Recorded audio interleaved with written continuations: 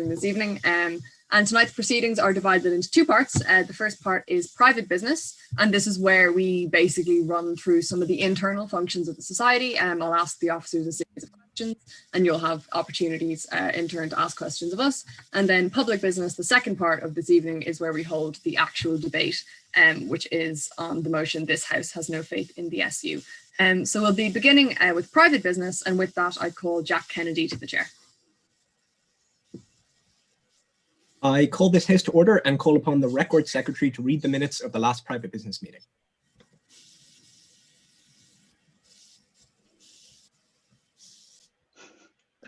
The last private business meeting took place on the 2nd of the 12th, 2020, with Maria Cullen in the chair. There were no fines, no reports to be read, no motions on notice, and no motions not on notice.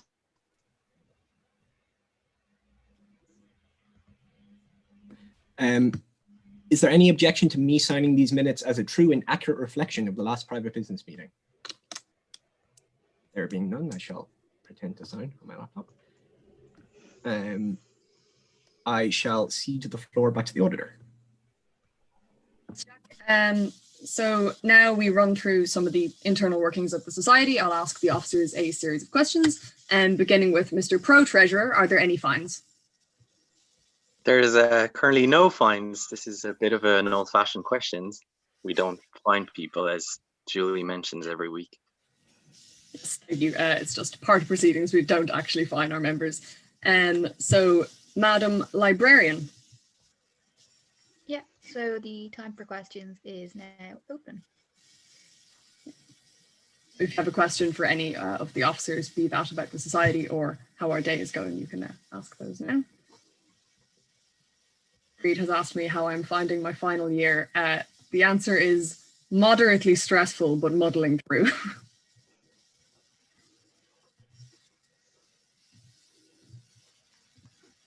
Okay, if there are no further questions, I think that awkward silence has gone on quite long enough. Madam Librarian?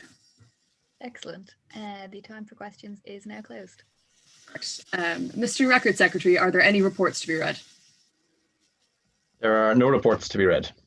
Very good. Are there any motions on notice? There are no motions on notice. Are there any motions not on notice? There are no motions not on notice. Excellent. And finally, Mr. Pro Treasurer, are there any fines? The situation of fines hasn't changed. There's still no fines. As usual, great. Okay, with that, I cede the floor back to the chair. And I shall call this House adjourned. Okay, thanks very much. Okay, so now we'll move on to public business, which is the part of the evening where we actually hold the debate that we all came here for. And this evening we will be debating "This House has no faith in the SU." And with that, I call Adrian Langan to the chair. Hello, everyone. Good evening. Nice to be here with you all this evening, virtually present. I'm going to try and avoid saying patronizing things this evening if I can at all. I'm going to do my very best on that, other than to say to you that I think it's marvelous that you're all met to discuss a topic like this in this way. It'll certainly be a talking point in the future. What did you do during the great pandemic? And I think the fact that you're doing things like this is a real testament to you as individuals. So I'm looking forward to the discussion tonight. And it's my formal role and pleasure now to say that I call this House to order, and I call upon the Record Secretary to read the minutes of the last public business meeting. Okay. Hello, people of the Hist. I am here to tell you that the SU is fantastic. It is really great. The best even. The SU has done more for Trinity students than anyone else. They have supported our rights to store our collection of champagne bottles in our city centre apartments on campus. They have also defended our rights to pay all of our money towards the tuition fees, which of course go towards maintaining Provost Paddy Prendergast's private pool of milk. It is clear that just about every student in Trinity has faith in the SU. This is clearly seen by the consistently high turnouts in SU elections and referendums. which, as we all know, regularly top 95%. I would like to apologize to the SU for the fact that we are even debating this motion. It is clear that we have deviated from the path of grateful obedience and subservience. I can't read this. Read it. Also, President Owen Hand is very handsome and had the largest inauguration crowd of any SU president, period. He is fighting for the real needs of Trinity students, that being more microwaves in House 6. He also has a very nice mustache, and it is not thin or patchy. Can I have my cat back now?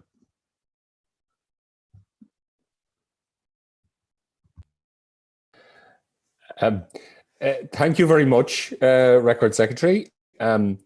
Spoken like a true Republican senator. Speaking of the incumbent, temporarily incumbent officer.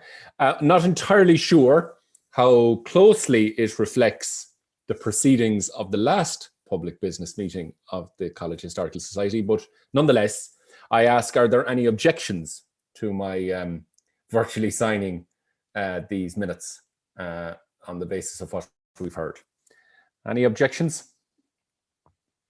Beyond the observation that that is a lovely cat, which it is, a very Bond element to the proceedings, I thought, to finish it off, I'm happy to sign those minutes and we can move on to the next part of the proceedings. And Julie, I think as Treasurer, back to you now. Thank you. I'm just going to quickly introduce our invited guests to the House and then run through standing orders for this evening. Our guest chair this evening is Adrian Langan. Adrian is a PR consultant. He works across sectors such as education, culture, media and social care. He was the first Irish person to be awarded the prize of Young European of the Year, and this was for his work as campaign director of the Irish Alliance for Europe during the second Nice referendum. He also works in a professional and voluntary capacity with groups developing skills in public speaking, presentation and media. A graduate of history and political science, Adrian was president of TCDSU, a national debating champion, and of course, most importantly, he is an ex-auditor of the Hist and has indeed been a long-standing friend of the Society ever since, and we're delighted to have him in the chair this evening. I'm just going to quickly run through the standing orders for tonight's debate. Speeches will be 7 minutes in length for our student speakers, 10 minutes for guests. The first and last minute of each speech will be protected time. This means that POIs or points of information can only be offered after the first and before the last minute. So what are points of information? Points of information or POIs are questions which you may want to ask the speakers. These can come from either other speakers or indeed audience members. We'd really encourage you to offer POIs via the Q&A function or just by typing POI into the chat to get involved in the debate. And speakers, if they choose to take your point, can call on you then. So the vote on whether or not to carry the motion will take place via Zoom poll at the end. And I'm going to briefly pass over to Maggie, our correspondent secretary, to go through the oratory returns. Thank you. So we have oratory returns at every debate, which are basically a way for you to let us know what you thought of each of the speakers, how convincing they were. We use these oratory returns to award medals at the end of the year, which is important because it's nice to recognize the people who put a lot of work into their speeches and into engaging in these debates. So I will be just sending a link for the oratory returns into the chat now,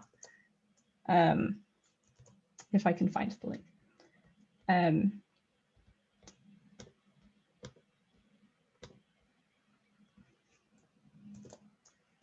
There. Okay, so yeah, I'd really appreciate it if you would fill those out.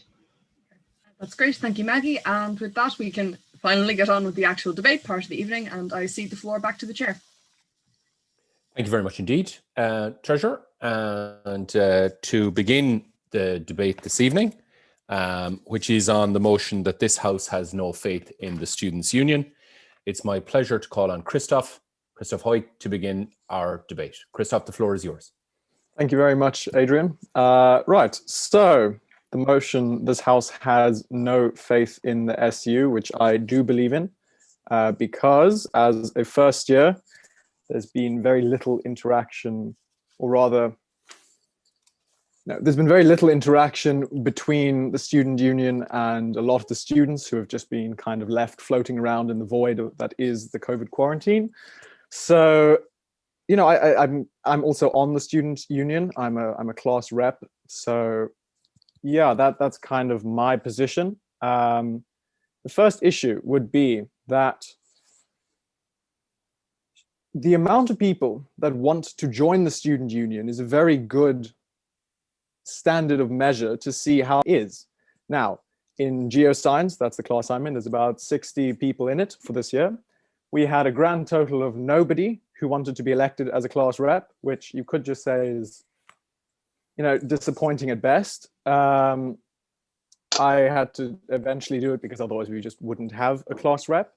There was complete disinterest from the entire class to do it. And when I became class rep, nobody really, they were just like, okay, cool, fine, you know, fair enough. But, you know, we don't really know what to do with you. So that's fine. Outside of that, this is not an isolated incident. Our entire class last year, so this is the year before us, didn't have any class rep for an entire year. And, you know, they missed out on some wonderful hoodies, I believe, which maybe they're getting this year. I don't know.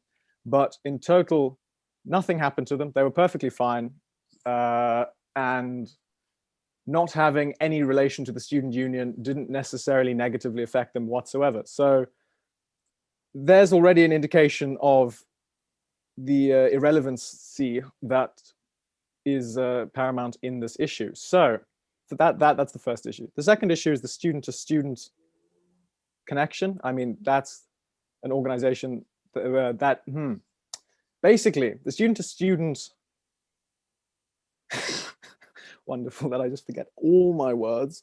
The student-to-student program aims to allow, I have to somehow get rid of these notifications. There we go. The student-to-student program somehow allows older students in different years that have been elected as class reps to interact with younger students and to, you know, help them out. So the first meeting we had the full 60 people show up. Everybody was very excited. We had our 2 class reps there, older class reps there, and, you know, it was a good time. Every single subsequent meeting following that has had a turnout of, you know, a maximum of 2 people, which are the 2 class reps, the 2 senior class reps. So it's pretty easy to see that there's been very little benefit granted to the geoscience people, students at all, for having class reps or engaging with them, because they just don't. There's no need for them to do that. There's no benefit they get out of it. It's really just a bit of a pointless system at the moment. So that's to do with the class reps. Thirdly, if you look at the structure of the student union, there's normally a concentration of, you know, 8 to 10 people right at the top who do all the work, leaving about 360 people to not do that much. Obviously not trying to throw shade on all 360 people, but the vast majority of us in the student union don't do that much. And we don't really come up with motions, and we just kind of make sure that motions are passed and get the voucher on Domino's pizza at the end. So, you know, which I'm very thankful for. The pizza was lovely. So that's a huge issue because, I mean, obviously that might work fine for career politicians, and so because it is their entire job to do everything, but doesn't work so well when they're also academic students. The last thing that I do want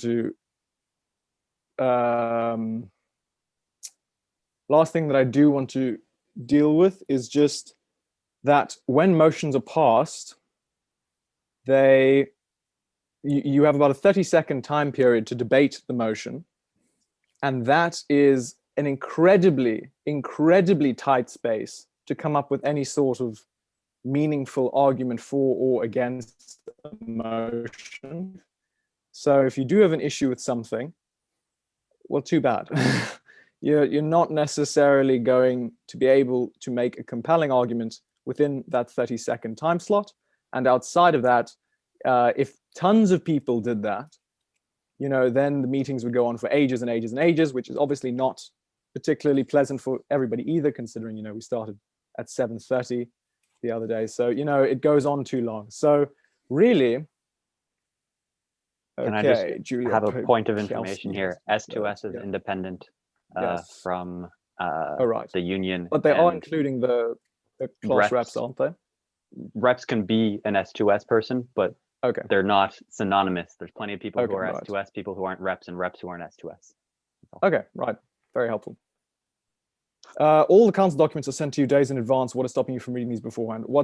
You can read them beforehand, but the thing is, you cannot create a compelling argument for 30 seconds. I mean, you can raise rough points, but you cannot debate large chunks of the motion particularly. I mean, you just can't do that in 30 seconds. So that's the main issue there. Yeah, that's really all I have to say. Thank you very much indeed, Christoph. And can I thank you on behalf of everyone on the call tonight, because it's never an easy thing to start the debate rolling, and you did it really well and set up a number of really important issues there that I think will recur as we go along. So well done. That's a great start. So it's my pleasure now to open the case on the other side for the opposition to call on Catherine Kelly. Hello, Catherine. The floor is yours. Hiya. Okay. So, all right, I'm actually going to start my timer first before I start speaking. So I have never run for SU class rep. I've never run for any SU position. I've in fact never attended an SU event. I am by no means an SU hack. And in fact, I received a text from a friend of mine when he saw that I was speaking in tonight's debate, basically saying how desperate were the Hist that they had to ask you, someone who has nothing to do with the SU, to speak in this debate. And I said, actually, I'm very pro SU. I might not be involved in the SU, but that doesn't mean that I can't see the merits of it. And I think that that is true for a lot of people across Trinity. I'm going to deal with two main arguments tonight, which is the SU is perhaps not useful, and that perhaps the SU is too politicized. Obviously, I'm on op, so I believe the opposite of those claims, but I believe those are the two major criticisms, and I'm going to be dealing with those tonight. But first, I have a few responses to some things we heard from Christoph there. So we heard that the Students' Union doesn't really interact with students. That, I would say, it's obviously a phenomenally difficult year to interact with students. But if you look on any of the social media accounts of the SU, they post every single day. Welfare officer posts every single day. The education officer posts every single day. They are constantly out there trying to engage and trying to get in touch with people. And I think that that is really to be commended, particularly in a year such as this, that they've managed to have relatively high engagement, all things considered. Christoph also says that the number of people who are interested in being on the SU is a good reflection of faith in it. I would say I want Ireland to have a Taoiseach. I don't want to be Ireland's Taoiseach. Similarly, I want Trinity to have a students' union. I just don't want to be on it. And again, I think that is true of a lot of people. I don't think it's fair to say that just because people in geoscience don't want to be class rep, that doesn't mean that people in Trinity College don't want there to be a students' union. I think, as a matter of fact, many of us really, really want there to be a students' union. So moving on to kind of the two arguments that I flagged at the start, the usefulness of the students' union and the politicization of the students' union. Usefulness. I have a bit of a tangent to go on, but bear with me. I pay for health insurance, or rather, my parents pay for health insurance on my behalf because I am but a lowly student. I pay for health insurance, and I am a healthy 23-year-old, and most of the time it feels like a waste of money because, I don't get my value's worth out of my health insurance. Sometimes it really isn't a waste, because sometimes I need emergency surgery. Sometimes I break my leg on holidays and I need an X-ray, and it is way quicker to do it privately because of reasons. Sometimes it's phenomenally useful to me to have that health insurance. It's not a failure of health insurance that I don't use it every single day. It's in fact by design I don't use it every single day. And similarly, it's not a failure of the Students' Union that people don't use it every day. It is by design of the Students' Union that it is not used every day. The fact that some of TCD's 17,000 students feel disengaged is not a flaw. It's a democratic norm. There's no democracy that has 100% participation or approval. And I, in fact, would believe that everyone in this virtual room either A, doesn't know the names of all of their elected representatives in their constituency, or B, doesn't like some of them. It's frequently the case that we do not always approve of or like our representatives within democracies. However, that's a norm. Democracy, the very nature of it is compromise. It can never be perfect for all people. And I think the SU is exactly like that. Honestly, I think we all can engage Students' Union, even when we dislike it. And that's something that's really, really important. We all can run for SU office. We all can say we want to run a campaign. We all can run for class rep if we want to. We're all able to engage in these big ways. But we're also all able to engage in much less glamorous ways that we don't even think about. We're all able to email the education officer to say, where are my exam timetables? I haven't received them and I'm really confused as to what's going on in my department. We're all able to meet the welfare officer to seek advice on issues that are plaguing us. We're all able to read University Times articles. We're all able to ask class reps questions about what's going on. We're all able to seek support from any number of part-time officers. And in fact, many people do and really benefit from these supports. Committee admin is absolutely appalling, and the SU is often a key navigator of this. And in fact, there's an example that actually I'm going to plagiarize from a previous SU debate that was given by a friend of mine, Anya Corrie, known to some people on this Zoom call, not known to many. She's a great woman. She smashed her head at Trinity Ball one year. Absolutely terrible concussion. Couldn't do any of her exams. Who did she get in touch with and who fixed the problem for her? The education officer. She was not someone who engaged with the SU at all. She was someone who was able to benefit from the SU when she needed it, in the very same way that I was able to benefit from health insurance when I needed it. And I think that's something we can't underestimate within this. So quickly before I kind of end my, well, actually, Maggie, go for it, go on. Thank you. You say that you don't need to be able to use health insurance every day to be able to benefit from it. But if you don't know how to use your health insurance, if you don't know sort of what doctors will accept it, it becomes useless to you. I think that's often the situation with. So, firstly, I hear what you're saying. It's not that hard to figure out what to do. Google it. PCDSU have an extremely comprehensive website. I don't think it's that hard to figure out what to do, more so than it has ever been in the past. It is phenomenally easy to figure out how the SU can help you. Let's talk about if it's politicized, because it's often said that STEM students, and STEM students particularly, dislike the campaigns of the Students' Union. In fact, while 10% of STEM students said that campaigns should occur less, 30% actually said they would like the ECDSU to campaign more. So that's not something that can be said to be widely true within this debate. But let's say some don't like it, fair enough. Firstly, there is a vote taken in either SU Council or a referendum of the entire college population, depending on how serious it seemed to be and how controversial it seemed to be to take that stance. And secondly, none of the stances taken by PCDSU are that wild. I went onto their website because I was anticipating that this would be a big contentious thing tonight. And I realized all of the stances are shared by UN Human Rights Council. There is absolutely yeah, they might be a bit controversial. I might be a bit of a leftist and maybe I'm prone to agreeing with them. They are not that controversial as stances go. It is quite a minority, a vocal minority of Trinity students who actually disagree with these stances. So the reasons that good and it does important work, also you might need it someday, I think have reasons to have faith in the Students' Union. And I think most people do have faith in the Students' Union. Thank you very much indeed, Catherine. Well, now we're well set up. We have good arguments on either side. The debate is cooking. So it's my pleasure now to call on Alva Elizabeth Noonan to start the second proposition case on the motion. Alva, the floor is yours. Brilliant, thank you. I'm just going to start my timer. All right. Firstly, I would like to do a little bit of rebuttal, perhaps, on the subject of University Times articles, because I think technically, while the editor is a position within the Student Union and it is funded by Student Union money, it is also an independent publication. It's a journalistic publication that needs to remain objective. It's not an SU publication per se. It's just funded by that.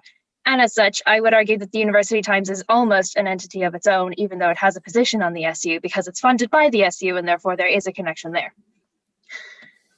Right. I don't want to say that the SU has never done anything at all. It's very clear that the student body probably needs representation, especially within an institution that's as kind of bureaucratic as Trinity is and as difficult to navigate.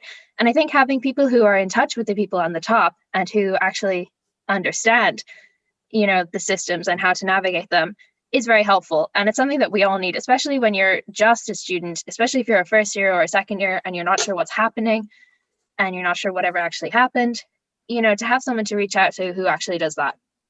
But the problem is that a lot of the time that representation is very unclear, and I'm not sure who I should go to or what I should reach out to, who I should reach out to, which department will help me or how they'll help me. Because from what I understand, like the vast majority of people and students don't seem to feel very connected to the SU. They're not entirely sure what's going on beyond the fact that these people email them once a week with stuff and occasionally discounts that might be cool. So what you kind of get is a group of people that have almost a clique environment. There is an environment that fosters a certain amount of there's an environment that fosters a certain kind of person. And so a lot of the time the students who are outside that bubble face difficulties in interacting within that bubble, in bringing things to council that they're not entirely sure. You know, they don't know how it's going to work. Like when we posit something in the group chat, sometimes we bring it to the class rep, but we have no idea what goes on between the class rep and the SU. And I think that's a big problem because there's a gap in representation there. And because of that, it's very difficult to have faith that the SU are actually going to do anything about any of the issues. And secondly, a lot of the kind of main influential movements that I've seen started up haven't actually necessarily come from the SU as a defense, as a representation of student voices. They've kind of been started as grassroots movements by students themselves who are interested, and then gone on to be kind of taken over by the SU, who have come in and lifted it up and kind of gotten rid of those grassroots voices. For instance, the no detriment policy, I believe, was started by students, the petition to change it, and then was taken over by the SU, who wrote a very strongly worded email or something. I'm not entirely sure what happened there. And movements like the Black Studies module petition as well were once again started by students. They were students who weren't necessarily connected to the SU at all. They weren't, you know, there wasn't anything. They weren't connected to the SU. They weren't part of it, as far as I know. But then the SU came in and wrote another strongly worded email. A few days after that had happened and a few weeks after the events concerned. And so it kind of looks like they don't necessarily start initiatives from themselves. They kind of come in and they take these initiatives and bring them up, which perhaps you could argue is the role of the SU, to take issues that students have flagged as concerns of theirs, to take issues that their students have started and bring it to the higher powers. But I would say that if you really want to do that, then it should come from the SU in the first place. It should come from people feeling comfortable reaching out to the SU to say, hey, this is an issue. Can you bring it up? Hey, this is an issue. Who do I get in touch with? Rather than students having to resort to it themselves and sharing petitions on Facebook and things like that. People should feel comfortable reaching out to the SU, attending council, bringing up a motion that says, hey, here's an idea. You know, I'm not sure very many people understand how council works, actually. I know I don't. And I think that's a problem, personally. And I think things should be made clearer in that regard. And there seems to be this real disconnect in terms of understanding the way that the SU actually functions. Because even if I look it up, I'm not entirely sure how that works, when it happens, what things are going on. I feel like the biggest problem here seems to be a lack of communication and a lack of understanding between these two entities. Yes, I agree that the SU are definitely students and they come from the student body themselves, but they're a very particular type of student who feels very passionately about a particular type of thing and probably wants to get involved, you know, partly out of an understanding for the student body and partly out of an opportunity for themselves. It goes both ways. And I think it just seems like there's a massive disconnect between the people who get involved in the SU and the people who don't. And that is the big problem that I'm trying to flag. Go on, I'll take POI, why not? always the nature of representative democracy that the people who go into it at the higher levels are not just doing it out of altruism. It is in fact the very role of the SU, as you've described, to amplify the voices of other students. It's unclear to me why you think the Students' Union Council should be the only ones who are allowed to have stances.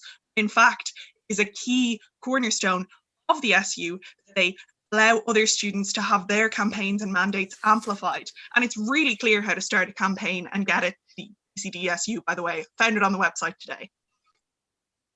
Okay, fair enough. I do agree that, you know, everyone should be allowed to have these stances, and perhaps it is the nature of, you know, a representative democracy, that when you elect them, they're going to have some sort of slightly selfish motives. But still, from what I've seen, and like from my year and a half in college, and perhaps I don't have that much experience and that explains it, but from what I've seen in my year and a half of college, most of my course mates don't understand how. They don't know where to look. They don't know where to start. They don't know what's going on. And I feel like if there was clearer communication and clearer redirection towards those sources, a very clear post without having to follow every which account on Instagram that comes up just because you don't know which one to follow to give you information, there should be a very clear direct link that, like, if you need help, you go to this. If you need, you know, here's a reference page of all of our details. And I feel like that's missing. Even if they have a website, we don't really know how to find it. We don't know how to direct it.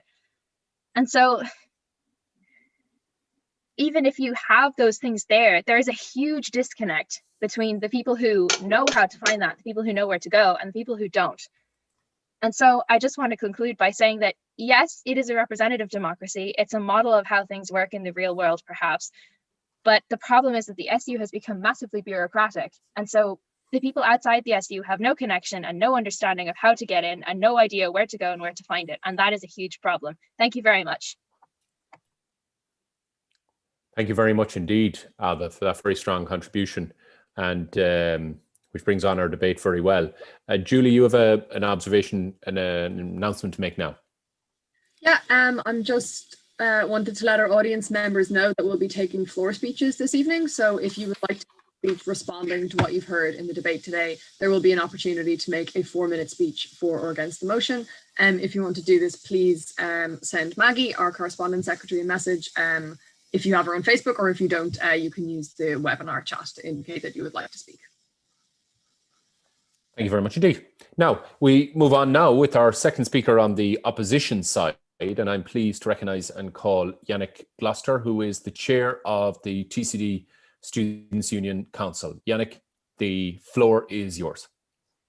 Thank you very much. Good evening, everybody. I'd first like to apologize for the roughness of the speech I'm about to give. I only got about 3 hours to prepare this, and so I'm going to have a roughly 4-minute organized speech, and then from there just go on. But before I begin, I would like to just respond to some of the points made by the proposers originally. Just, you know, every society has a clique. No matter what sort of thing that you're involved with, you fall into college and you find yourself a group of people that have similar ideas and want to do similar things. And for me, I found myself involved in the union because I, you know, went to the, you know, the lunchtime talk and sort of got involved and wanted to make a difference and participate in sort of that student culture. That's going to happen no matter what the environment is. But to me, what I have found is that the clique within the Students' Union is people that are looking to make a difference. You know, to get involved in the Students' Union is you send an email to someone, you ask how you get involved. You know, a lot of people like to rag on about the Students' Union, you know, saying that, you know, we're not communicating enough, that we're not participating enough, that we don't represent the views of all of the students. But I can tell you as a fact that every email sent to any sabbatical officers, any class rep is responded, any email, any like DM sent to every social media is responded to. Sometimes there are things that do fall through the cracks, but these sort of informations it does get dealt with. And at the end of the day, we're here to represent students. You know, so as I mentioned, you know, I've been involved in the SU my entire time from college, from the first week. Because I saw that this SU was something worth putting my faith in. I wanted to help students, and the SU were the people helping those students, and that's what I saw. I was a class rep. I talked to lecturers. I helped people have their issues solved by their classmates. I joined the communications committee. I produced video content, to help make things more public and more accessible for people, and to help others understand, how the SU works and what it is. Because at the end of the day, I fully believe that the SU work for the students because every student is a member of the SU. Now, currently, I'm the chair of council in the electoral commission. So what that means is that I run the meetings, I run council, where all of the class reps vote and make decisions on what campaigns to run and what the union stands for. And I make sure, or rather make sure that everyone's voices in council is heard. I'm in charge also of running the elections to make sure that the elections are fair, that people have the opportunities to run for the different positions. I personally make sure that the SU is, fair and equal across the board, because as the chair of council and the chair of the electoral commission, my job is to make sure that the constitution that we follow is followed fairly and across the board. I'm not the only person, obviously. There's the oversight commission, the administrative officer. There's 300 class reps that all represent the different students and sort of set the union policy and direction. I'm just a small part of the big structure, which is the union. And it is complicated. There's a lot of aspects that do it, but that's because student life is complicated. There's no one straight answer for any question. There's no one thing that I can point you in the direction and say, here is who you go to for this issue. There's processes. The college is a very complicated machine, and we try to fit into that machine and represent students sort of in that way. I'll take a personal example, not as chair of council, but as a student in third year computer science. So throughout the semester, we've been getting about 1 to 2 assignments per week in every module, right? It's a difficult workload, but it's manageable. But towards the end of the year, they decided, all of the professors decided to give us 11 assignments due in 14 days. This is obviously you can't sort of manage that. It was sort of unmanageable. And so we brought this to our class reps, who got in touch with the SCSS convener, so the person who's in charge of manning all of the class reps for computer science. And then they got in contact with the heads of school, who was then able to work with the different professors and get deadlines on the things that we're able to get deadlines, and sort of make it into a more manageable and palatable workload. And this was due to the conveners and the class reps work. The majority of people interact with the SU directly with their class rep. So the STEM convener did a survey of class reps in STEM, and saw that 85% of respondents knew who their class rep was, while only 25 to 30% knew who their convener was. So obviously the engagement within the SU is through the class reps, and that means that there are class reps who are better than others, and class reps who engage more than others. And that's just the nature of volunteering work. I am giving up my free time because I care about the students union and I care about students and I represent these students. It's what I tried to do, and it takes up my free time, and I don't necessarily have the time to, fully commit to something. When I deal with council, for example, I make sure that it is managed, and I spend a week working on it, and then I also have to go back and work on my college work. And these people have the sort of and the different people in the union have that sort of engagement in the different aspects of college, and they sit on meetings representing students. At the end of the day, the college cares about the things that the college cares about, and that not all the time includes students. They won't always engage with students, and they won't always take into students' consideration. And you can see in articles written by UT and whatnot that there's ideas that the college comes up with, for example, the most recent one where they were saying that the college was considering moving to a fully hybrid model even after COVID, right? They're not necessarily thinking about students, right? They're thinking about how do we make the most cost-effective college experience so we make the most money, and we also provide the thing that we're supposed to provide. And so the sabbatical officers, of which there are only 5, they spend their time sitting on meetings representing the students, and a lot of the time you won't hear about the work that they're doing, and you won't specifically hear this, they sat on this meeting and argued this specific point, because if they wrote every single thing that they did, first of all, it would take an enormous amount of time when they could be instead representing students, but also no one would be interested and people just wouldn't engage. And like, they will sit there and represent students, and that way people, are heard and people's voices are heard. And at the end of the day, that's what the student union is trying to do, is represent. And I won't sit here and pretend that everything is perfect and that there aren't any issues. But the union does strive to help students in the best way that we can. And we work to improve our communication with students every day when we do talk at council and in union forum. And we do our best for students. So thank you very much. Yannick, thank you very much indeed.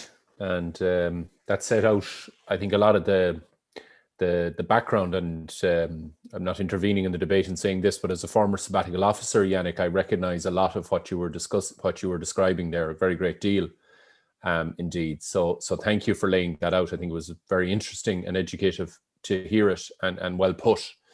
So to continue the debate on the proposition side, it's my pleasure now to call on Jack Kennedy. Jack, the floor is yours. Thank you so much, Chair. Timer running as well. Okay. Thank you for the floor.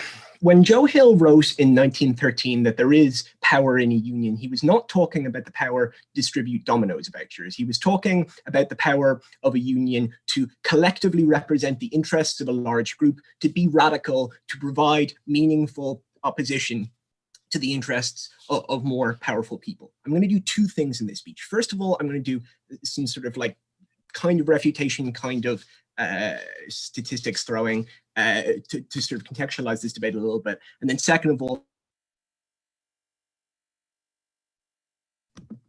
I muted myself. I'm going to systemically go through what the purpose of a union is meant to be, and how the TSDSU not only doesn't fulfill that purpose, but is incapable structurally of fulfilling that purpose, and why therefore we must necessarily say that we have no faith in it. In terms of sort of context, I think has been missing from this debate. I think both sides can quite rightly throw things back and forth about how, no one in my class wants to be a class rep. Well, people in my class want good engagement from the union on X, Y, Z issues. That's fair enough. I think I think all of those experiences are likely true. I think the best measure of what the general student population feels about how much the union means in their lives is election turnout. It takes less than 2 minutes to vote in an SU election. Even people who quite strongly dislike the SU have an incentive to vote in an SU election. So if anything, it probably slightly exaggerates the amount of support the SU has. The SU's turnout in elections never gets above about 23%. And in the last referendum that the SU held, an online one, making it even easier, you don't even have to circle through the Artsburg and Hamilton in order to cast your vote. The referendum that was held online by the SU just last month, it didn't even make 4%.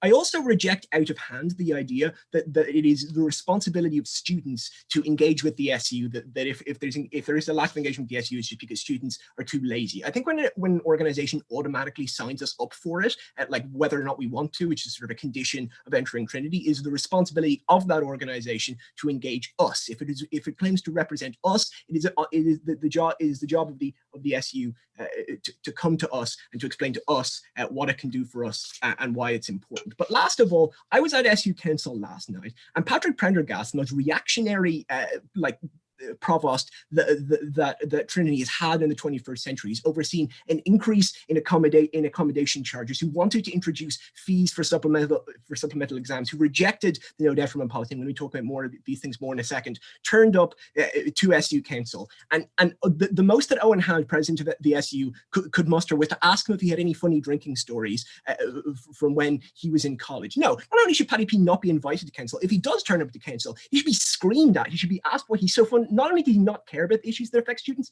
he has an act of contempt for students. That, I think, encapsulates the sort of limpness of the SU and its inability to properly represent students. What is the purpose of a union, and from whence does the power of a union derive? Unions are, the point of a union, as suggested by the name, is that it's a togetherness. It's a collection of a bunch of people, and makes them powerful in a way they couldn't be on an individual level. But that togetherness is only valuable insofar as it is backed up by a credible threat of direct action. Insofar as, yes, the president and the education officer and the welfare officer and all the other sabbatical officers at the SU do a lot of very genuinely good work and sit on a lot of committees, but their voice on those committees only matters insofar as there's a real power backing that up. up, that they can make the lives of college difficult if college doesn't concede to students' interests, at least to a little bit. So if the SU is not capable of being radical when it needs to, that doesn't mean anything. When push comes to shove, when it's in college's financial interest or organizational interest to ignore the interests of students, it will, because there's no price it pays for that.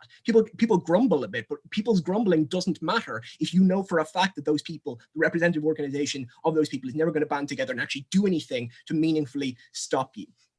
Let's examine the recent record of the SU on a number of very important issues. The no detriment policy that a huge number of students were very supportive of was outright rejected by college last summer, and the SU said okay and did absolutely nothing. The staff to student ratio of college has increased by almost, but not quite 100% over the last 15 years. There has been no meaningful pushback on that from the SU. The SU did not initially support Take Back Trinity and actively impeded it, and only jumped on that movement, which, by the way, was a response to a horrible supplemental exam fee that was going to hit the poorest students absolutely massively. The SU did absolutely nothing about that and tried to decrease its radicalism. The SU had to be basically goaded into supporting Cut the Rent, which and the lack of SU initial support meant that Cut the Rent was never able to organize rent strikes, and the accommodation charges were increased for students living on campus. So thanks a bunch of SU for that. There have been numerous COVID-related issues on which college has fucked over. Sorry, Mr. Pro Treasurer, the students, and the SU has provided no meaningful pushback on. Like, where is the threat to withhold fees because we've gotten no reduction in them, even though we're doing all of our classes online and not getting a fraction of the kind of thing we're actually paying for? Where was the pushback for those European study students who had their grading requirements changed at the last minute? Where is the SU been on all of these issues? The reason the SU is doing has been so impotent on all of these issues, by the way, is not because of the fault of any individual person within the SU. I think it is filled with a lot of genuinely very good people who want to make the world a better place. But the problem is the SU has become tied bureaucratically to college. The SU at this point is not just a union; it's a service provider. It provides, it provides welfare services, it provides counselling services, it provides financial services to students going through hardship, and it relies upon college to collect its membership fees and to provide capitation funding to fund all of those things. Because of that, the SU can never be radical because it is effectively financially just an arm of college. It is dependent on college for that funding. That means the SU, as long as it exists like this, as long as it relies on college to enforce its mandatory membership policy, it's only ever going to have the most establishment, the most moderate, the most performative, the most don't rock the boat kind of activism that you can possibly imagine. Even radicals like Laura Beston, who was like at the forefront of Take Back Trinity, and clearly isn't averse to the kind of like the kind of 60s era student union politics, the kind of stuff they do in France, where you occupy stuff when you don't get your way. When she joined the SU, she didn't do anything like that because she knew she was head of a body which was responsible for distributing services and was reliant upon college for the money to do those things. So look, do I have faith in the SU to have a bloody good discussion about the issues of the day and provide some basic services and talk a lot about things? Absolutely. Do I have faith in the SU to actually provide more than a tiny speed bump to college when college decides that students' interests don't matter and it wants to make money by screwing us over? Absolutely not. It is incapable of being what a union is meant to be. I have no faith in the SU. Proud to propose. Jack, thank you very much indeed. That was a very well argued case. Introduced a lot of very good points and a lot of energy into the discussion, Jack. Thank you very much indeed. That was very well done. Our next speaker now is Morgan Hilda. And before I call Morgan, I'd like to ask the Treasurer has a question to ask.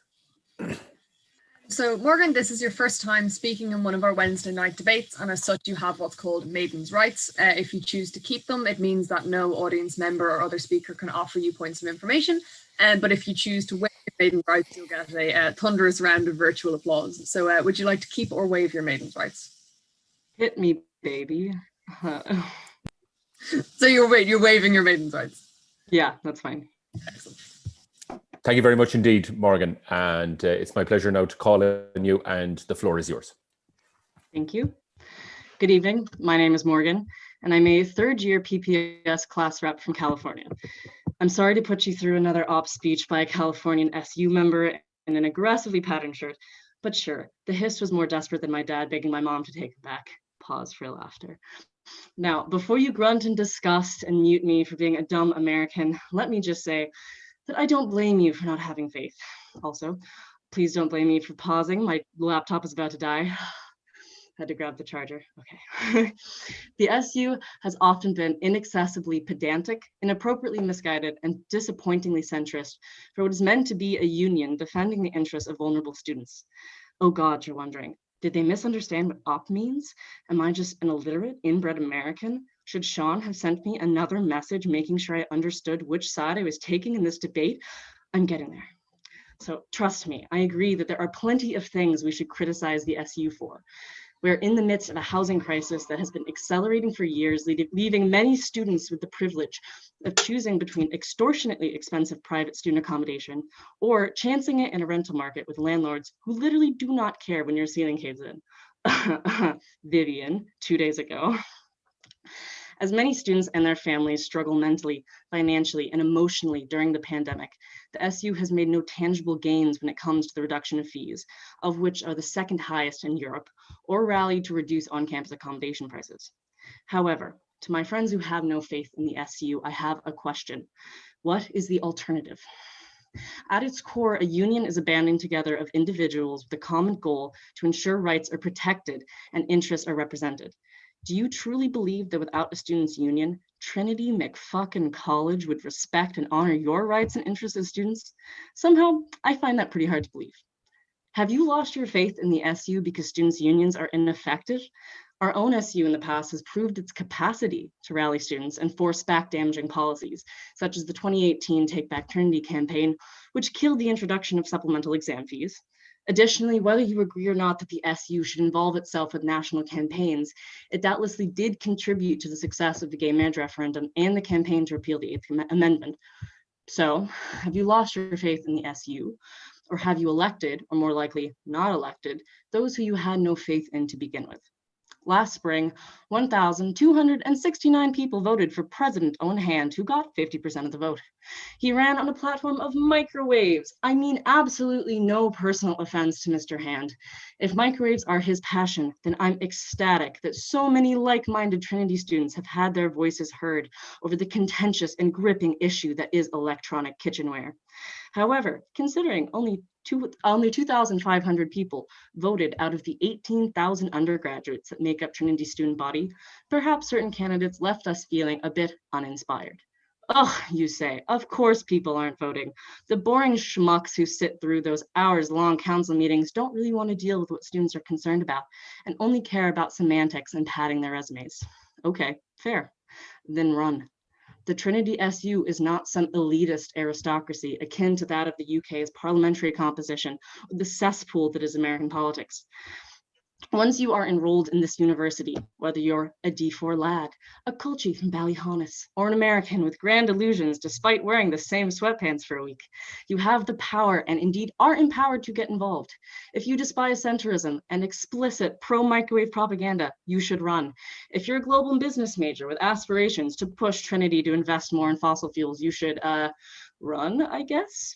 If running scares you, or you're too busy, or you're not arsed, then find someone you like to at least support and vote for them so your interests are represented and you don't have to feel powerless. A union is only as radical as its members. You don't have to be a raging commie to want to lower fees or for the college to build more affordable student housing. You need to run and vote people in who have the passion and interest in advocating for you, because we know the SU has the money to spend $15K on a yearly class rep training at a 4-star hotel with a champagne reception. So why not put that towards lobbying the government to support purchasing land for accommodation that we so desperately need? If you're not going to do the bare minimum and at least vote, then for God's sake, save the air and shut up about it. To my friends who have lost their faith in the SU, I get you, but your problem is not with the SU. Harari, the same fellow who wrote Sapiens, notes that the company exists separately from the people within it. God forbid we start calling the SU a company. But the sentiment stands. The SU of the 60s, the 70s, the 80s, Senator Ruan's SU, and our SU today are still the same body. That institution was built by and for students to gather and mobilize resources. That heart is still there. That framework is still there. If you're feeling disappointed, faithless in your SU, and many of you are considering low turnout rates and the general dismay at the union that people have spoken about tonight, then I beg of you, please remember you have the power to change it. This is college. Forgive the baseball reference, but we're not in the major leagues yet.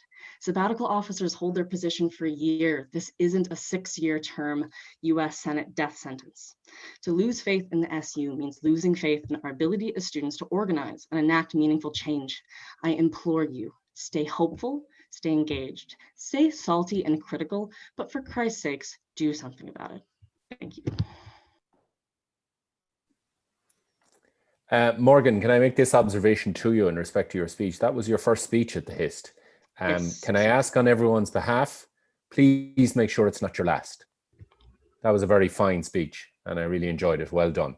Well done. And I say that, by the way, I am not from Ballyhonus, but I am a Culchie from Kelshima, which is the actual place where Culchies are from. So I say that just to mention, but very, very well done indeed. That was and I noted there was quite the reaction to that speech. Very well done.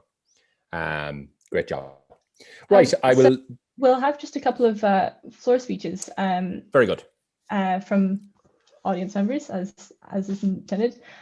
So we're going to have 2 prop floor speeches and 1 op. I believe just because I've valued getting everybody a chance to speak over symmetry.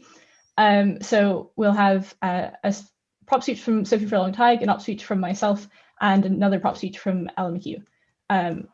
So I will invite our 2 speakers to become panelists, which I know is a confusing process on your end. So very good. That's all good. Yeah. So I'll wait for Sophie to join us. Hi, Sophie. So just to confirm for everyone, sequence will be as follows: Sophie first, then Maggie, then Ellen. So Sophie, the floor is yours whenever you're ready. I'll be 1 second.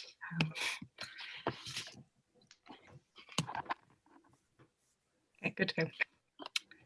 Here I am, back at the Hist, because Jack Kennedy was speaking, and now I'm here once again back at the Hist to parrot almost everything that he said, because as we further discuss politics with every coming year, our brains fuse and our views become completely indistinguishable.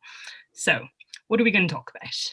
I think that possibly the most deeply revelatory thing that our pro-microwave president has ever done is when asked the biggest issue facing students today by, I think, the Irish Independent or something, his response was a lack of student parking.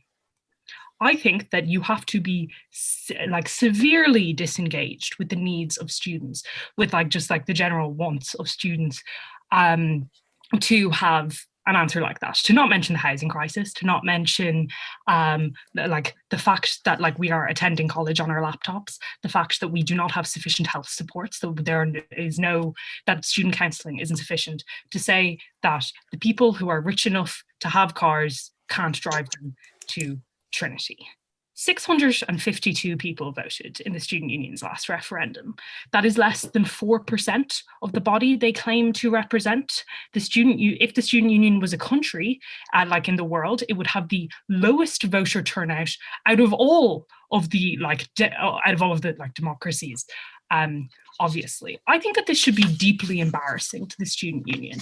I think that the student union should be apologizing for our lack of engagement, for all of their capitulation about how well we send emails, don't we? And we hear this from one of the opposition speakers, that we send emails, that we respond to every single DM. That simply isn't enough. The problem with engagement is so much broader than communication. I think the SU do a fine job of communication. I get the weekly email, I get my free or my cheap, burrito. There's good information in there. The reason that the student union don't get engagement is because they fail over and over again to fulfill their mandate. Their mandate is to properly represent students in Trinity, and And like over and over again, we see this not happen.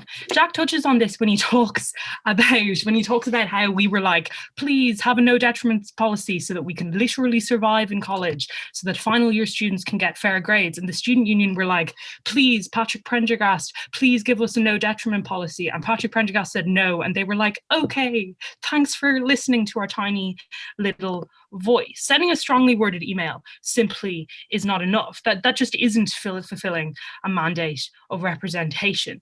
When fourth proposition just there, after a really wonderful speech, as echoed by all, when they ask, do you think that the college would respect our rights as students and would give us things without the SU? I would just fundamentally question I'd fundamentally reject the premise of that question, that Patrick Prendergast or anybody on a college committee has like any respect for us or wants anything more than to turn the student union into, or then to turn Trinity College into an elaborate mini business venture.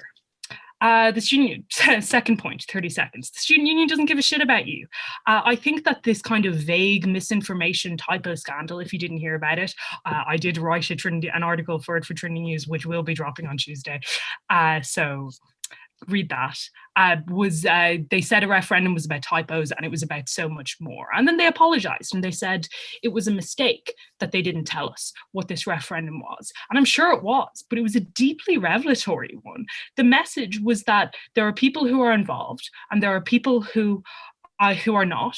And if you're not, then you don't need to worry about the details of our silly little referendum.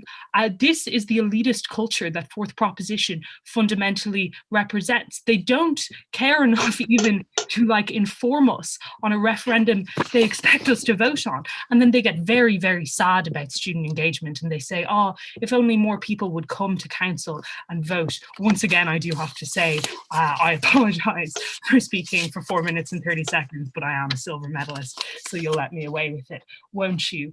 Thank you very much. Burn down the SU, make a real union. Thank you very much indeed, Sophie. And that leads us on now. Just to confirm, Maggie, if I might, you will speak next in opposition, and then Ellen will conclude us with a proposition speech. Very good. So it's my pleasure now, therefore, to call upon the Correspondence Secretary, Maggie Larson, to continue the case for the opposition. Thank you. So last year, I did a bit of writing for TN, and one of the things that I did when I was with TN was a poll for the SU elections, and I spent, I think, a collective 8 hours. It felt like a long time. It might have only been about 3 or 4 hours, but it felt like 8 for sure. Standing in the Hamilton, asking people what they thought of the various candidates for various offices in the Students' Union election. And the results were deeply uninspiring. In that I found that most people I talked to really did not want to talk to me once I had mentioned anything to do with sort of the other end of campus. And a lot of people didn't really know what the SU was. And a lot of people were very unaware that they were supposed to be in it. And that some people were like, how do you sign up to that? And I was like, you already have, they didn't tell you. But look, I think if you judge the SU by sort of how much the average student knows about it or how much engagement it gets in this sort of nebulous idea of engagement, it's not going to do very well for reasons entirely outside its control, which is that the students in Trinity change every single year. So every single year, the SU has to educate a whole bunch of new people about what they are and what they do and what they can provide for them. I think just because of how that works, it's not surprising that there's not a lot of engagement necessarily with the SU, especially in a I think time when people are less engaged with the college community than ever, particularly now, given that we're operating entirely over Zoom. There are lots of people who simply go to their lectures and go home and don't care about how many microwaves there are in House 6 because they've never been to House 6, and kind of don't want to join societies. They just want to get a degree, which I think is fair enough given the current job market. Basically, college is less of a community, I think, at this point, at the point at which an undergraduate degree is a prerequisite for any sort of job, than it ever has been before. This is a tangent because I didn't prepare this speech. But I think what I'm saying is that the SU has a difficult job in that it has to represent a group of students who it's a changing group, which obviously a bunch of people graduate and a bunch of new people enter every year. And, you know, Sophie says that the SU's mandate is representation. I think, you know, it's a deliberately kind of vague motion, whether we're, sorry, those student points entirely weren't related. So I think it's quite a vague motion when we're saying, do we have faith in the SU? Do we have faith in the SU fundamentally, as Jack Kennedy argues, that it's fundamentally, you know, a failing sort of structure? Or do we have faith in this current iteration of the SU, which I think we largely agree that we do have a lot of faith in the current sabbatical offers. Yannick, I'll take that POI, even though, go on. Oh, I don't know if I'm allowed to give a POI. That's fine, go ahead. Oh, yeah, no, I just want to say that the SU does its best to reach out to students via email, via social media, and I don't necessarily think that after reaching out in pretty much every possible way to try to inform students, that after that, I don't know what more avenues can even exist to reach out to students and to contact students if the students don't want to engage themselves. Thank you. I would agree. I think that's the point I made less eloquently in the first second minute of my speech. Yeah, and you'll let me go on for a while because you know, I'm just getting my thoughts in order. So I think, like, I would say I have quite a lot of faith in the current sabbatical officers. I personally had a lot of, I've had a lot of issues this year. I've personally found the education and welfare officers to be very helpful, and they're excellent at their jobs. And in general, my interactions with the SU have been very positive, particularly this year. I think it's probably unfair to demand that the SU can enact sort of big change that is actually the sort of thing that you probably want government policy for, in terms of education, the educational system as a whole and third level. I think, you know, I personally have faith in the current iteration of the SU, and I think that's all you ever can, because even if this is this ship of Theseus thing where it's still the same ship that was helmed by Adrian Lang in the 90s, it's, you know, these are still the planks are still made up of kind of the individual students that are here right now. So, you know, in that sense, I think there's hope for the SU and reason to believe in it. Sorry about that, Jan. Thank you. Thank you very much indeed, Maggie. And now it's my pleasure to call on to conclude the debate with a proposition speech. It's my pleasure to call Ellen McHugh. Ellen, the floor is yours. Hello, everyone, and welcome to the chamber, except the chamber is just my bedroom. And also, I do realise that, yes, I am wearing a scarf while making a debate speech, and this is one of the few benefits of making speeches over Zoom, is that I can be somewhat cosy while doing so. I've also forgotten to turn on my timer, so I'm going to do that quickly. Cool. I know Maggie just talked about how vague this whole engagement and representation thing has been in this debate, but I'm going to talk about it for a few more minutes because that's what I decided to base my speech on. I think what I want to talk about mainly is this argument that we've gotten from the opposition, which kind of reminds me of, you know, that Twitter thing that's going around with like, what's something that's definitely a scam, but people are just buying into, or people are like socialized that is normal. I think there's this idea that representative democracy inherently leads to alienation and disenfranchisement, because representative democracy doesn't have to lead to that. It doesn't necessarily mean that large swaths of people will be completely disengaged to the extent where they feel like the entire political system doesn't represent them. They feel like there's no point in voting. And I do agree that in like most representative democracies that happens, but I don't think you get that in any country to the extent that we do with the Students' Union. Because the Students' Union has a chronic problem of alienation and disengagement, which has been characterised by incredibly low turnouts in referenda and elections. And I, for one, don't have faith that they're going to solve this problem, because for every year that I've been in Trinity, every single election, almost every single sabbatical candidate has come up with this incredibly original manifesto point that they are going to increase engagement with the student union. That has been a manifesto point in almost every single presidential candidate in probably the SU SU's history, and still nothing has been done about it. And I don't really buy this whole thing that, oh, it's just because there's so many new people. There's 18,000 undergrads in Trinity. I was trying to do some quick maths there, but I'm not a maths student and I was failing. But I think there's probably going to be at least 9,000 students in the student body that will have memory of the SU beforehand, and maybe even 2 years of it.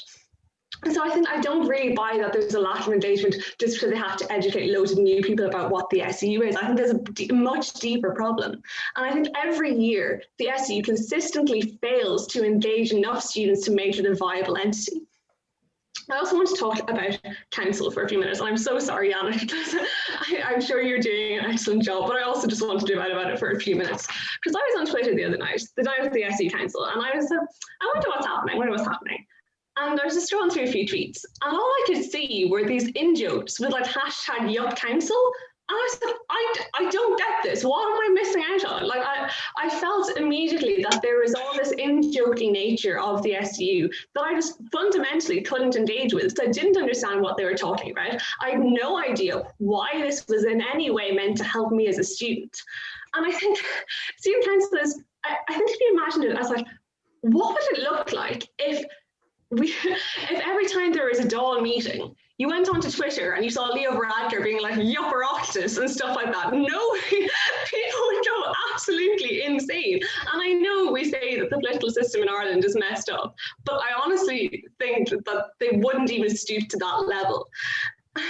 It kind of feels like all of these council meetings are like the equivalent of like the Oireachtas Golf Club dinner, where like you have this group of people and they're kind of having a few laughs, a few jokes. It's tangentially connected to politics, but I don't really understand why, and I don't really understand what it's doing. I think I also want to talk briefly about Catherine's point about how, you know, we should think about the SU as like our health insurance. It's something that we use just in case.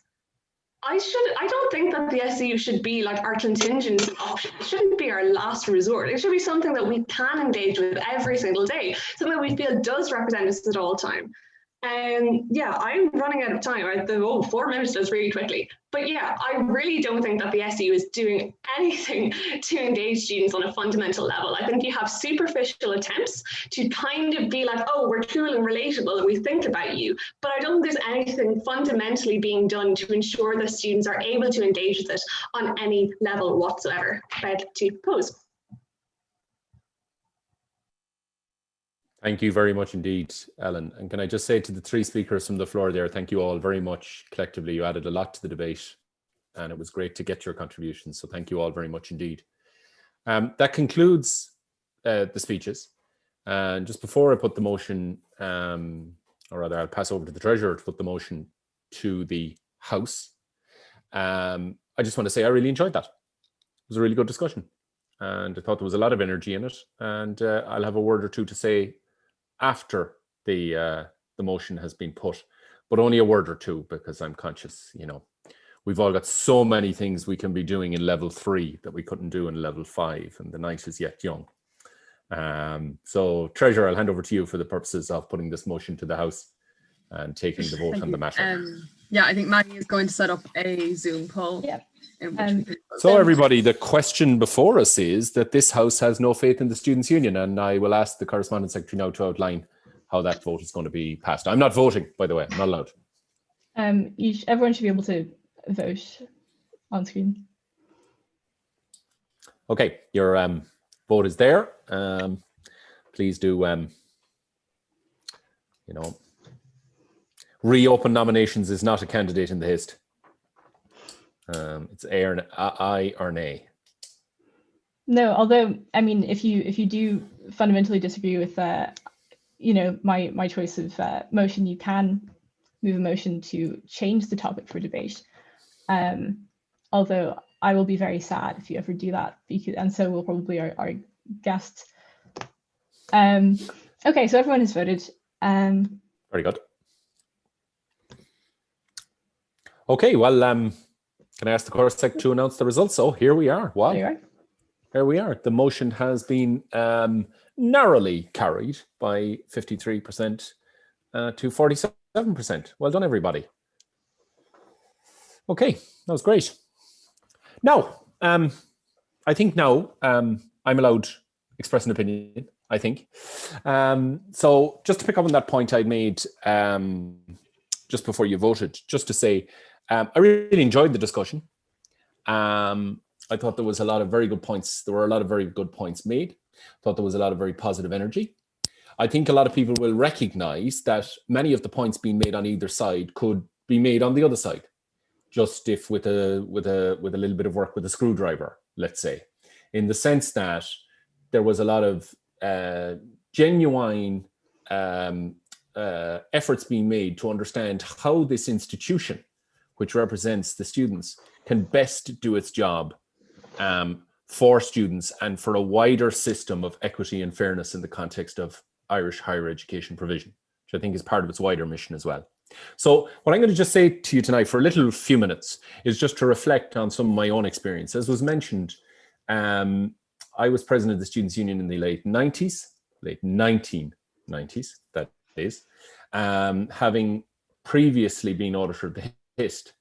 And can I politely and gently say that if there were criticisms at that time of cliques in House 6, the criticisms about cliques in the GMB were as strongly observed, if not more strongly observed.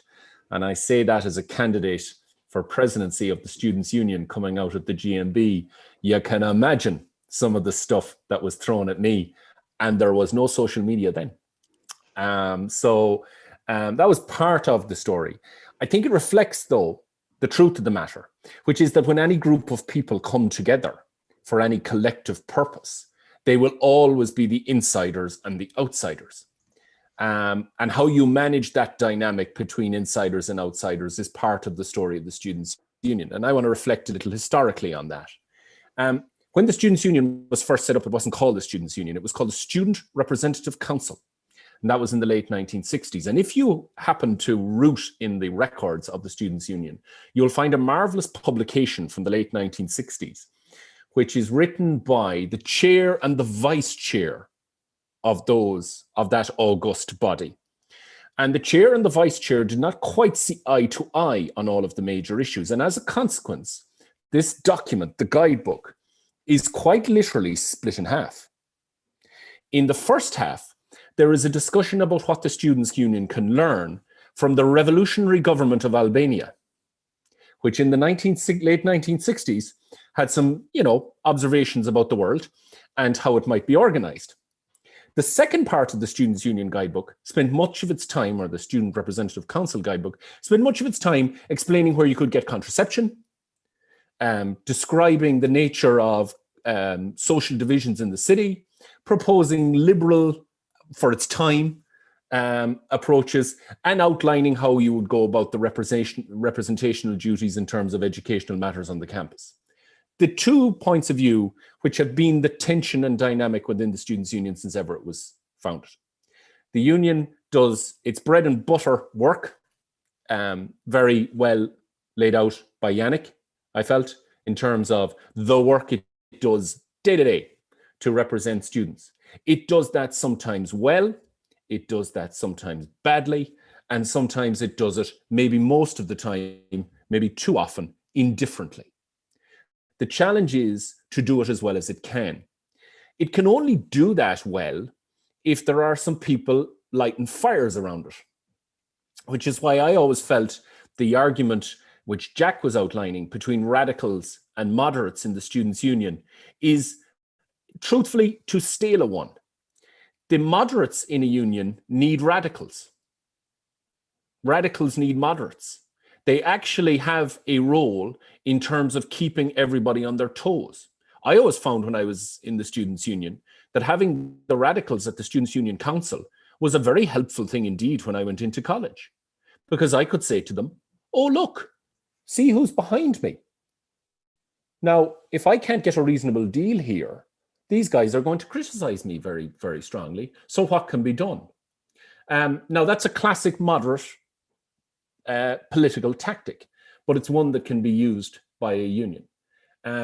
Radicals, on the other hand, have been in charge of the union at different points as well in its history. And I think if you look through its archives, it'll be very interesting to see some of the cases of some of the activism and some of the positive things that the union have done over the years. One of the things I'd recommend, if it's still in the file, is to see the representational file of the then president of the Students' Union, Professor Ivana Bacik. Now, if you want to see how to fight for social change and what happens when you really are in a fight over that, you should have a look at some of the stuff that was being sent into Ivana when she was president of the Students' Union, right? Now, that took her personal courage to fight on that. But I'm sure, and I don't speak for her, but I'm sure she'd agree with me, that being part of a collective institution and having the power that came from that was a strength and a power in terms of doing it. Because day in, day out, what the Students' Union does when it does it well is that when it represents an individual or a cause, it is more powerful because of its collective nature. And however many more students can be involved in that in terms of its activity, that's a hugely important aspect of it. Now, how do you do that? You've discussed that a lot this evening. Different tactics and different whatever. How do we get more people involved? Some will say more radicalism. Some will say better communication. Some will say do our bread and butter stuff better. Some will say more engagement. People will say all sorts of things. Now, the only dilemma there is, and I can say this having been an officer, so my day there is over. The one thing that leaders in the Students' Union cannot do, alas, is tell the truth to their constituents.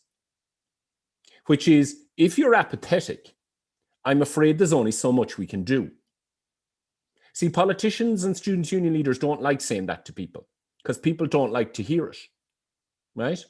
But in 2016, an awful lot of people in Students' Unions all over Britain were deeply apathetic, right? They didn't pay any attention to what was going on around them. People tried to tell them.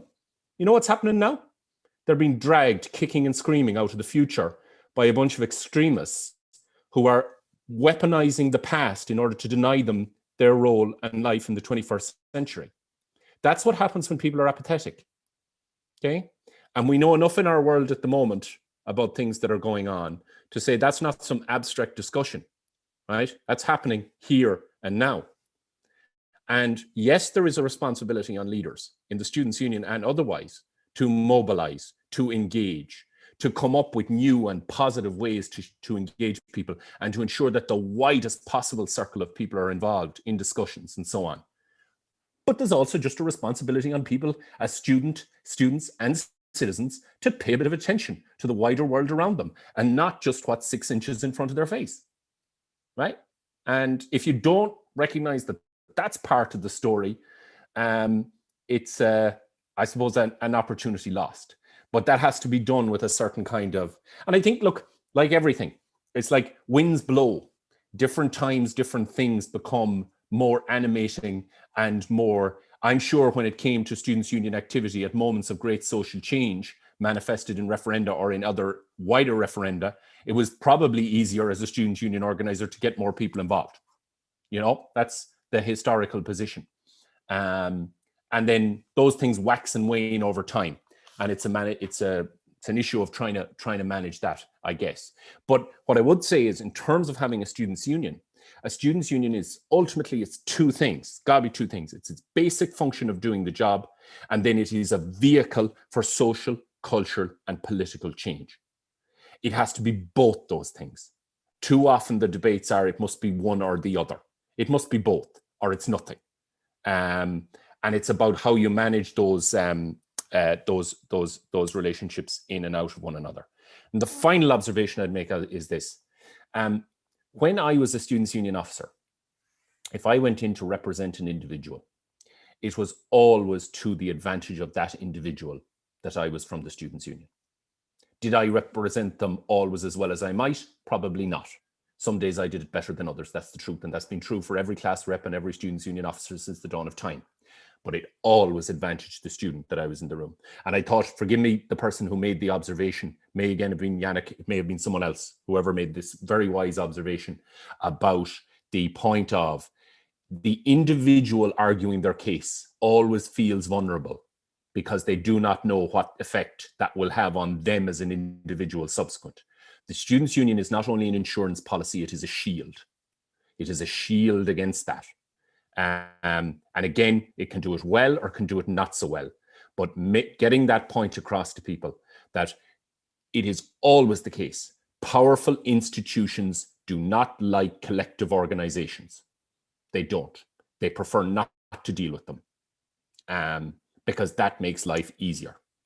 So one of the things that the Students' Union will do, and again, in terms of your own life experiences as you go forward, and I say this now, I'm a little older than most of you, so I hope I can get away with saying this. The debate you're having tonight will recur again and again and again in the trade union you join, in the political party you may join, in the social movement that you may already be a part of and will join again in the future. These very same things will recur: in group, out group, communicating, motivating, are we doing enough, why aren't people getting involved, etc., etc. Will all happen again and again and again. It's a good thing to learn, because that is how social and democratic change can happen in a society, by that understanding and by those discussions. So those are my observations for what they're worth. I have to say I really enjoyed the debate. Well done to you all, and it's really great actually to be, you know, sitting around with a group of smart people discussing an important topic with so much energy and enthusiasm. Well done to everyone, and thanks.